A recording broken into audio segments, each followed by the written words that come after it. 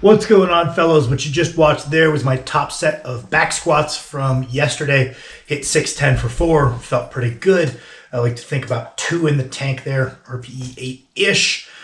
Pretty happy with that. Strength's looking pretty good. Left knee still giving me a little bit of problems, but we seem to be trending in the right direction. Today I hit some heavy overhead press from pins, some weighted neutral grip chin-ups and some incline presses. That went well. Got a good pump afterward, good upper day. And then tomorrow I have my first deadlift single of the peaking phase. It's only 745, so not huge, but first single of the training cycle in the preparation for chipping my deadlift PR. Because that's pretty within my capabilities, I didn't pull back on my accessories on squat day yesterday. I didn't pull back on my neutral chin-ups today. So we're going to be a little fatigued coming in, but that will be about 90% of my target deadlift for the training cycle. So should move pretty well. Should be about RPE 8, hopefully.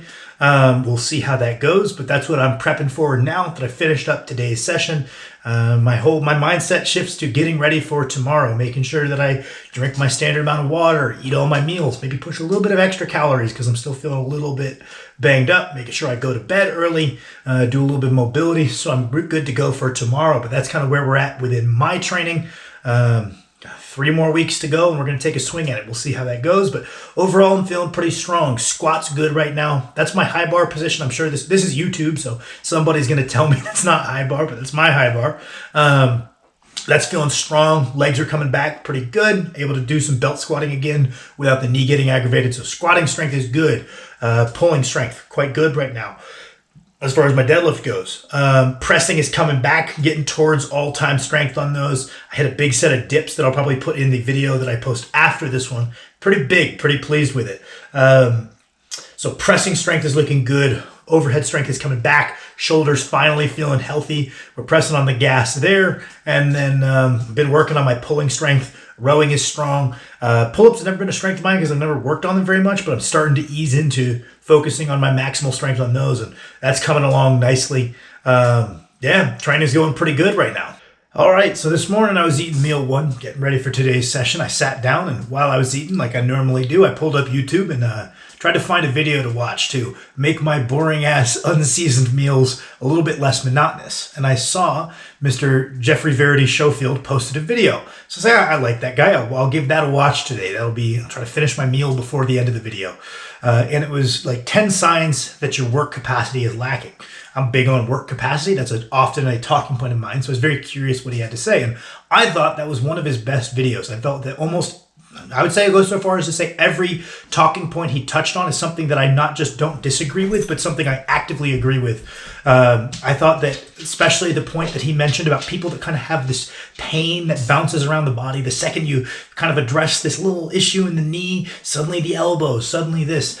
Oftentimes, more often than not, that is because the person is woefully under conditioned, right? Their work capacity is very poor, and it's going to manifest as this kind of bouncing pain through the body. So rather than chasing the pain with these different kind of remedies as far as our training, we should probably look at this more holistically. Why are we getting these reoccurring issues? And a lot of the time, the person is just in bad shape, and improving their general aerobic conditioning makes that bouncing pain go away. Carlos Reyes, a very good powerlifter that I draw a lot of inspiration from on Instagram, has talked about this as well. He would always be lying on like the foam roller because he's been at the very high level of powerlifting for a very long time while working as a firefighter.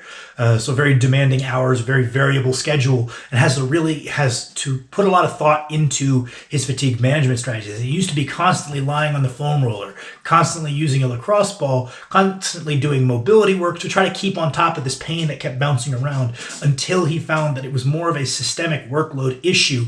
And so rather than drop back the workload, he tried to increase his work capacity because there's a certain amount of work that you have to do when you're a lifter at that level to get better. So you can't just drop back the workload and expect to see more forward progression. You need to increase your capacity for work. And so that's always been something that I've drawn a lot of inspiration from. It's cool to see Jeffrey bring that up specifically. Lots of his other talking points in terms of sporting background, in terms of signs that your capacity lacks.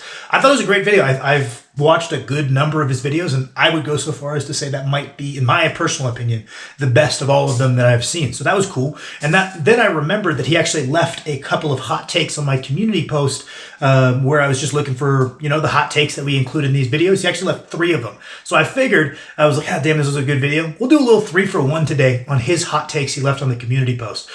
Each of these we could probably get into a lot more nuance and get into the weeds, but because we're doing 3 in today's video, I'm going to gloss over them. You guys are going to have to forgive me for if I overlook some nuance here. I'm trying to keep it not too long of a video. I don't want this to be a half-hour video because we got something else we're going to touch on at the end in the questions section.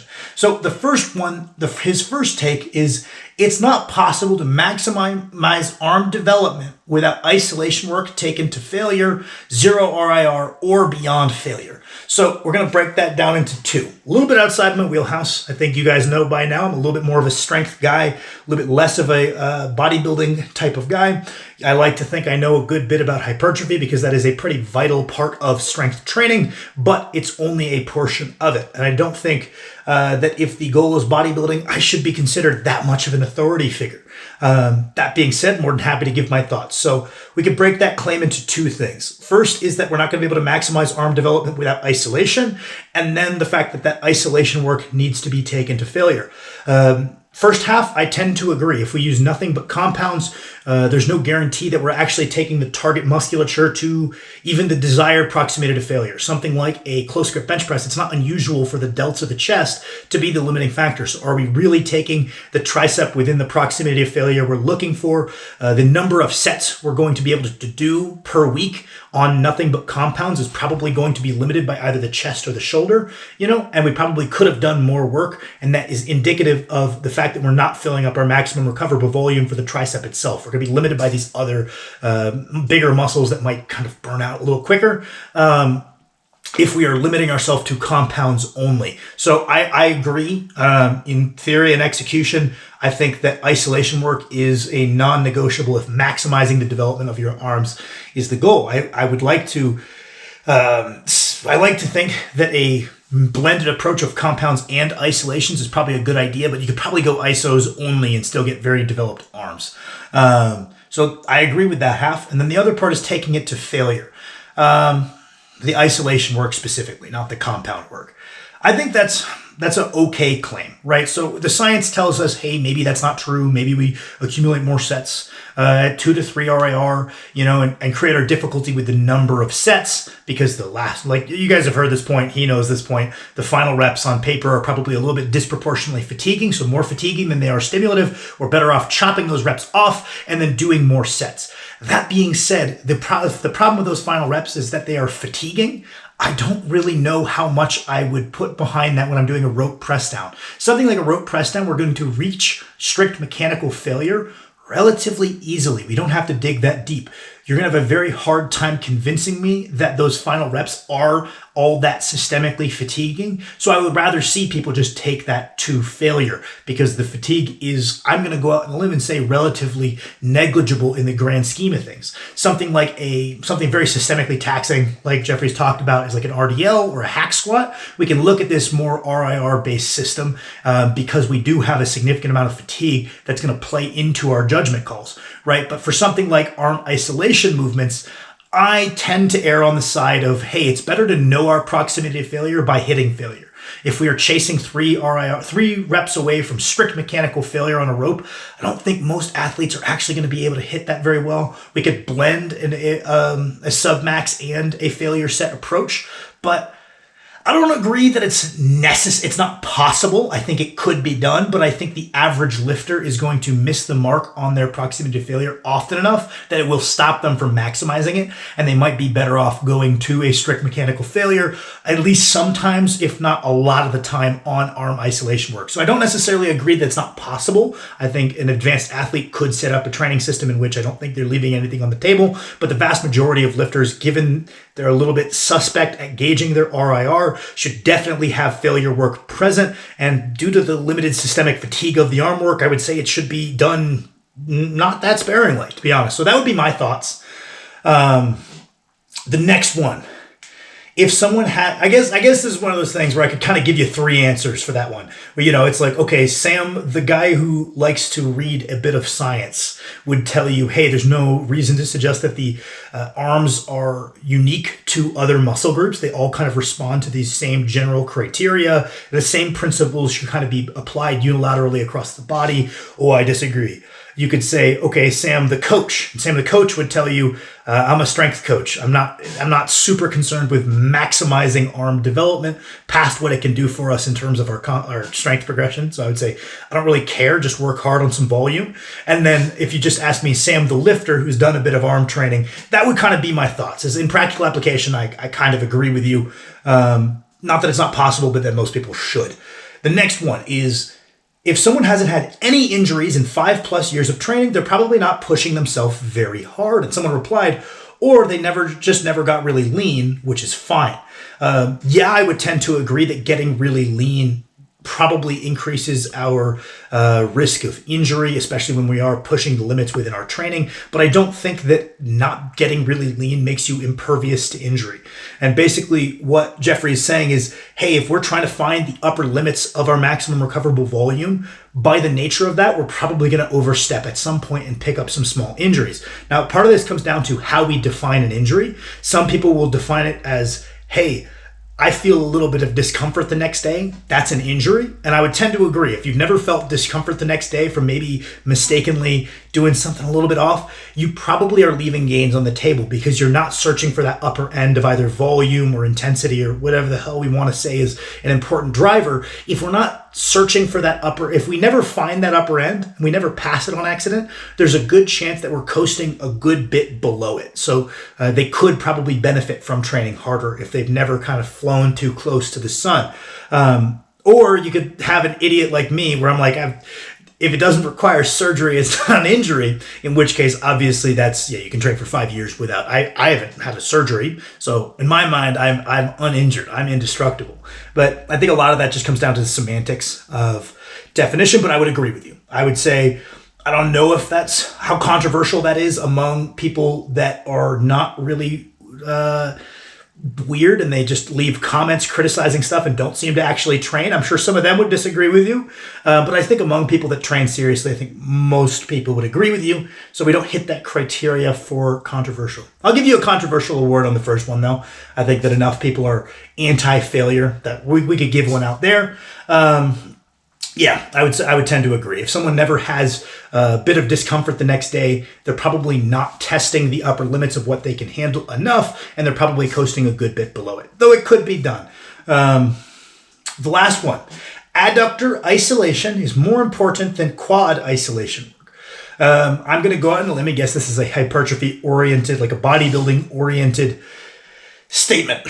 What do I think of that? So I'm a big believer that if your goal is to have big legs, direct training of the adductor is a very good idea because it's a very, very big muscle that contributes to having large legs. People will say, oh, big quads, big quads, big quads. And that's kind of like the entry level, I understand big legs. And then you learn, oh, wow, having big hamstrings really adds to the size of your legs. It's about the quads and the hamstrings. I'm going to do my RDLs and my hamstring curls, and I'm actually going to work hard on them, and I'm going to put a lot of volume into those. And holy shit, my leg looks so much bigger. I think the third one that people realize contributes heavily because it's a giant muscle is hypertrophying the adductor. Now, are we going to get a good amount of work given that the adductor contributes really heavily when we're in this really like deep hip flexion position, any squat pattern movement where we're driving out of the hole? Yes. If we're doing any deep squat, our adductors are going to get a pretty meaningful amount of work because they're directly contributing as a hip extensor in a deep squat position. So we're going to get a good amount of work out of those, but we're also going to get a good amount of work out of the quads. So when he says this, I'm going to assume he means, okay, we're already doing our squat pattern work, meaning we're already doing our squatting, our free squatting, we're doing some hack squats, we're doing some leg presses, maybe we're doing some split squats. We've done all these things. We're kind of working to our upper capacities on these movements. What do we need on top of these? Do we need some extra leg extensions, or maybe would we benefit more from some direct adductor work? And I would tend to agree. I think that if we are working within our upper capabilities on squat pattern work, we've probably topped out our quads reasonably. Unless you're a very long-limbed lifter, in which case lots of movements, you're going to find your posterior chain taking over. And I think something where we can isolate the quad is going to hold a good bit of value for you. But I would say someone with an average build to stubby limbed build, yeah, okay, we can kind of say the quads are reasonably checked off, and it'd probably be in our best interest to put in some direct work to the adductors to add to the size of our legs. So maybe for a longer limbed lifter, I might place a little bit of extra value on those leg extensions, but for the average person, sure, why not? I'll sign off on that. So those would be my thoughts. Not the most exciting thoughts in the world, but those are what come to mind. And then we're going to get into the question section of this video in a moment. So for the question section, I was just going to give you guys some tips that I think could probably help you frame your squat training. Maybe it could help you frame why it's currently going well and how to stay the course, or if you've kind of stalled out in your progression of this core fundamental strength motion, whether you're a power lifter, a weightlifter, someone who's just interested in general strength training, the squat holds a tremendous amount of value. I've talked many times about how if we're strength training, it's probably very helpful to classify things into movement patterns, not muscles, because when we're getting into these more complex strength demands, the muscles there's going to be a lot of overlap. So tallying muscle volume is going to become a very cumbersome task. So it's better and a little bit more simple to tally movement pattern volume. And I would say squat movement patterns are a pretty fundamental part of strength training. Now, if you're just someone who's generally interested in getting strong, I don't really care to compete in powerlifting, I don't care to compete in weightlifting, I don't care to compete in strongman. I'm just using this to get generally stronger legs. You're not necessarily married to any one squat. You could squat high bar, you could squat low bar, you could front squat, you could pause squat, you could SSB squat. Those are kind of the key ones that I usually select from, with pauses swapped in to be in addition to any of those. We could add in a tempo, we could add in to pins. There's other stuff we could do, but that would be kind of the general selection I often look at. I was going to give you guys kind of my couple of thought processes that might help you look at your training and, kind of conceptualize some things differently than how you do. But also, I got a suggestion the other day on one of my videos. Somebody was saying that I should probably make an effort to be a little bit more high energy in my videos and I would get more engagement. And I was like, oh, that makes sense. I always watch these videos and there's a lot of people on YouTube that are like cranked up to 11 every video. I'm like, there's no way you talk like that day to day. That's crazy. And I was like, for some reason that drives engagement. That's why they're screaming at the camera. And maybe I'll get into that eventually. Today is not the day because I am habitually tired from training. But that finally made sense why people scream at the camera, because apparently that's a well-documented thing. But if we're getting into a couple of things for the squat training, first, we're just going to kind of glance over some things that maybe I'll provide something of some value. So first is technique. Technique kind of comes down to like two really pivotal points and then a lot of sub points. The first is being able to achieve a good bottom position, right? Where our hip crease is below the top of our knee. The pressure in our feet is relatively even from front to back. So we have pressure over the midfoot rather than dumping all the weight forward into our forefeet, or the opposite, sitting all of the weight into our heels. Pressure is relatively even side to side in the foot. We're not coming exclusively onto the inside of our foot. We're not exclusively sitting on the outside of the foot max. So we find this even foot pressure. We're sitting down at the bottom of a deep squat. Our knees are slightly out in the bottommost position. We have a good brace. We have a tight upper back, and we maintain our posture, right? If we cannot do this with, let's say, 30% of our squat, maybe with the empty bar, it's a little hard because we don't have the same counterbalance and it becomes a fundamentally a little bit different movement. But let's say you put one plate on the bar. If we can't achieve a good looking bottom position, that's our kind of first job to do. If we need to do a little bit of mobility work on top of our specific strength training, I will always advocate for 5 total minutes in the bottom of a third world squat, making sure it's not a lazy third world squat. We're trying to adhere to all of these same principles of even weight distribution in the feet, driving the knees out slightly while we're sitting at the bottom, trying to maintain our posture through our trunk. If we need to hold something for support, we can. But that's kind of our first job is, okay, well, with light weights, can we find this good bottom position? Because a lot of squatting is just having a good, well-balanced bottom position where we stay tight, and then being able to find that bottom position with heavier and heavier weights. Because usually if you watch someone squat, they miss it on the way to the bottom position. The breakdown happens before they reach this bottom position, and they don't have the same nice looking bottom position that they would with their lighter weights, and that's why they miss. Usually, if you can make it to the bottom with the weight under control at a reasonable pacing, and we can take a screenshot and our bottom position looks nice, you're usually going to be able to stand it up. So a lot lot of squatting is, hey, let's get ourselves a nice bottom position. We fiddle with where we look. We fiddle with our grip, width of our grip. How will we tighten our back?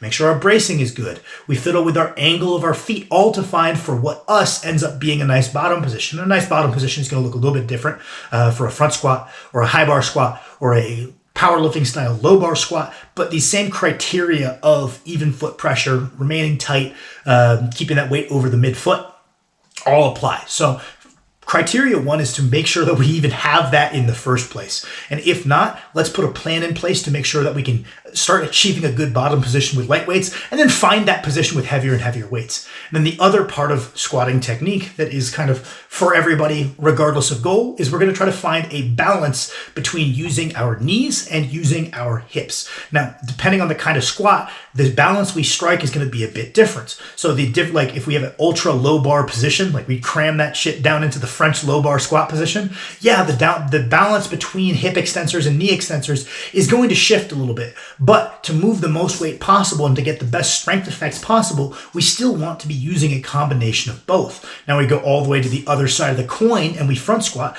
Again, this combination of knee and hip is going to be a bit different, but we're trying to find the ideal balance for that squat variation for you specifically. And I will see some guys, they underutilize their hip extensors on the front squat. You say, well, the front squat's supposed to be more quad dominant. We're supposed to be pushing the knees further forward, but we can over demand upon the knees. We still want to be splitting the demands between the two muscle groups. The ratio shifts, but that's still possible to underutilize your quads in a low bar squat. It's still very possible to underutilize your hips in a front squat. So a lot of that does come down to foot pressure, but we're just trying to find that balancing act. So you can ask yourself, hey, am I always habitually dumping the weight towards the front of my foot? Maybe I'm over relying on the knee joint, and maybe I'm underutilizing my hip joint. And that's an area I can use to get better, or vice versa. I'm not pressuring through the front of my foot. My knees never travel forward at all. Maybe I'm over demanding on the hip joint and under demanding on the knee joint. Maybe we could use some extra supplemental exercises to bring up whatever muscles we think are lagging.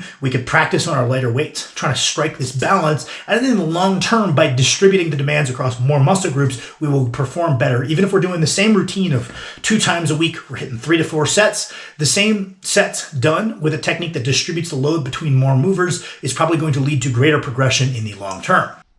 So the next 2 things we're going to look at is kind of the percentage of our training that's going to be taken up by the squat, as well as the frequency. So the squat, when compared to something like the bench press, is maybe potentially a bit higher skill motion.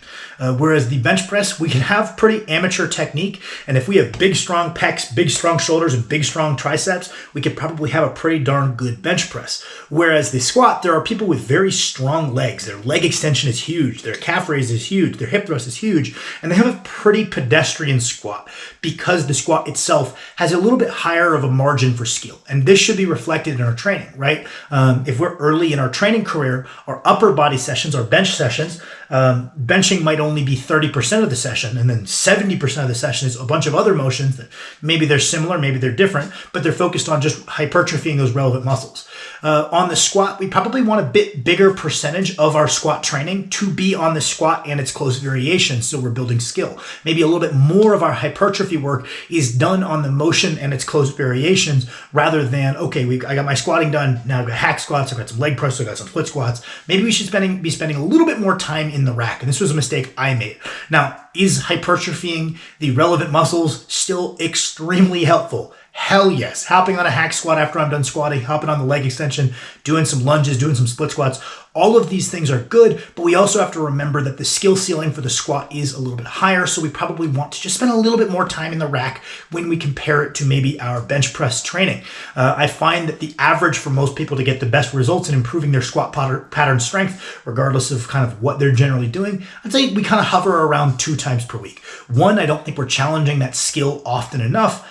Unless you get very strong or you have very high life stressors and your recovery capabilities are very poor, then maybe squatting once a week might be for you. But even then, I would still probably have a light secondary session to warm up for deadlifts. So that way, at least we're getting in 2 technique practices per week. So usually we're going to be hovering around 2. If someone's built really well for it or they've been lifting for a very long time and they're very mechanically efficient, we might be pushing up towards a frequency of 3 times per week.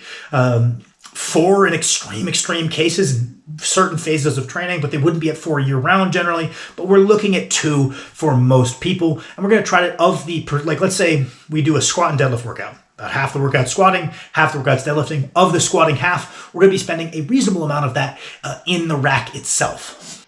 Now, next up in terms of programming, we can usually, most people, until they get very advanced, and then maybe we need to kind of bifurcate off into something that's a little bit more individualized to them, which I often will with my more advanced athletes. But to start out, we can use a pretty traditional approach to periodizing our squat. We can think about this in percentage, or we can think about this in rep range. We could say, hey, start about 60%. We're building up a bunch of volume, and then in 3, 4, maybe 5% weekly jumps, we're building all the way up to maybe a last touch at like a single about 95%. And it's going to move pretty well. And then the next week, we kind of test to see where we're at. We see if our max is going up. We make assessments based on whether if we succeeded, we rinse and repeat about that same number of sets in the 60 to 75% range, and then the 70 to 85% range, and then 85 to 100% range. We kind of assess, okay, well, I recovered really well through the hypertrophy phase, but I feel like it was my upper end. I'm going to duplicate that. Oh, the strength phase felt pretty easy. Maybe I could handle a couple more sets in that 70 to 85% range in the middle of that program when we're progressing from that 60% to that 95%, and then test. So, and then, maybe I overdid it in the peaking phase. Maybe we need to pull back the number of sets in that 85 to 90% range. So we could follow a pretty traditional approach there. That's kind of how you might conceptualize it percentage-wise. If we wanted to conceptualize that rep range-wise, yeah, maybe we spend 2 weeks in that 6 to 10 range, a traditional hypertrophy range. We're building up a bunch of volume, straight sets, looking at RPE 6 to 8, just building up a bunch of volume, building our capacity up, transition into kind of a strength phase. We're looking to reps in the 4 to 6 range. Maybe we're doing a few less sets. Maybe our intensity is a little higher. Our RPE is a little bit higher on those. We're pushing them a little bit more. And then we enter a peaking phase. We have these ramping top singles up to, I like 95%. You guys will probably hear me say that a lot as far as what most people need to touch before they max. Lots of people want to touch 98%, or they want to touch their old max, or maybe they even want to touch above their max with a reverse band or with a slingshot. I don't think you need, if you're technically sound and you've been focusing on drilling good technique, and you're not just thinking about, it's just about the reps and the sets, you're also thinking about your technique. Each set, every warm-up's an opportunity to practice your technique. I find the vast majority of lifters don't need to touch over 95% in their preparation to hit 101 or 102%. Maybe if we made really big progression, that 95% isn't 95% anymore, so we might look to touch a little heavier, and that's a call that can be made during the training cycle. Pretty easy peasy, nothing too complicated there. But that's usually my rule of thumb is, hey, let's take 95%, and then if we need to deviate that for the athlete up or down, awesome. But the starting number is 95%. Yeah, that would be kind of how we can conceptualize it. Nothing too fancy with the programming. We can look for some variations that are going to target our weaknesses. If we're a high bar primary stance squatter, very demanding on our legs, something like the SSB is going to complement the high bar very well. It's going to build that mid back strength that maybe isn't taxed quite as much on the high bar.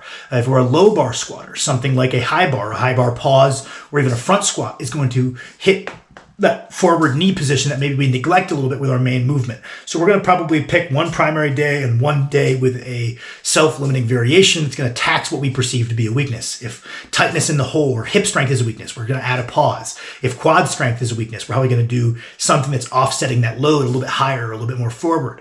And if back strength is a weakness, a lot of the time either a low bar pause or an SSB is going to be a really good option. But we're going to probably have one day of our primary motion and then one day of some kind of self-limiting variation that's meant to highlight either a technical element or a strength element of your squat that you feel is holding you back the most. And we're really just going to work on increasing our numbers across the board in the 8 to 1 rep range on this variation. If we selected it well, we should see direct carryover. And if we selected it badly, it's not the end of the world. You did squat pattern work through a full range of motion. We're still going to be hypertrophying relevant muscles. We're still going to be strengthening them. Even if we don't bat it out of the park with what we select as our variation for this training cycle, hard work is seldom wasted, especially if that hard work is on a squat to depth. If we put in work, yeah, it's not going to give us this amazing returns that we were hoping for if we really hit the nail on the head and, this pause squat yielded fucking 2 to 1 returns. Sorry for swearing. I know some of you don't like that. But yeah, so don't worry too much. I think as long as we're staying relatively close to the motion, the risk we're taking is relatively low. And we can also, we're rolling the dice, it's a chance to improve your understanding of lifting. If you are like better and better with time, we select that variation, we're going to have better and better training cycles. But the only way to get better is to practice. Hey, I've got this idea in my head that this specifically is my issue, and I've got a theory in my head that squatting to pins with my main bar position, but I'm going to squat to pins, and that's going to help me keep my tightness. It's going to work on my bracing, and it's going to maybe strengthen my back a little bit, because I suspect my back is the limiting factor. Maybe you're wrong. Maybe it was the legs all along. It's not going to be a waste of time. And it also gives you the opportunity to learn and get a better sense of what is the issue at a given period of time. Man, I've mentioned this was not supposed to be a long video. I think it's going to be a long video. The last thing we're going to touch on is accessories that you might find helpful. I find a little bit of calf work to be helpful if maintaining ankle mobility is something you've struggled with. Just training the ankle joint through a full range of motion, you could potentially superset a calf motion with a tib and raise. If you don't have you could put your foot through a kettlebell to do some tib and raises. You could just do them body weight against a wall. But if you really struggle to maintain that ankle mobility, training the surrounding musculature really quick in a superset probably could justify the 5 minutes it takes. So that could be something you include. The main thing we're looking at in terms of accessory work that I've talked about, right, is you could make a pretty sound argument and say, hey, Sam, just based on specificity, wouldn't just squatting the way I want to be good at squatting, wouldn't that build the perfect amount of leg strength for how I squat? It would build everything in perfect proportion to one another.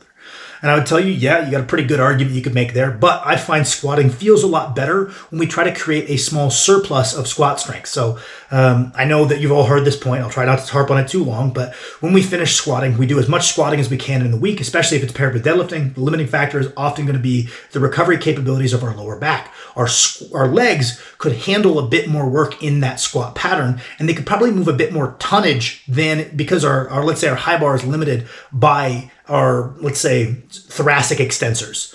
We could do a similar positions to our high bar and do more on the belt squat, which indicates our legs could output more. I'm a big believer in, okay, we finish, let's say we did 10 sets of squats. Our back is done, especially with our deadlift training, but our legs could handle another 5 sets. Filling up that 5 sets and creating that slight surplus of leg development and leg strength tends to make squatting feel and go a lot better. So that's going to be the main accessory we're looking at, is something to fill up that role of squat pattern work where we're no longer being limited by our lower back. Something like a leg press, something like a belt squat, something like even a hack squat, something like a pendulum squat. And if you have none of these things and you train at home, something like a split squat can work very, very well. Just make sure you're actually pushing hard on them.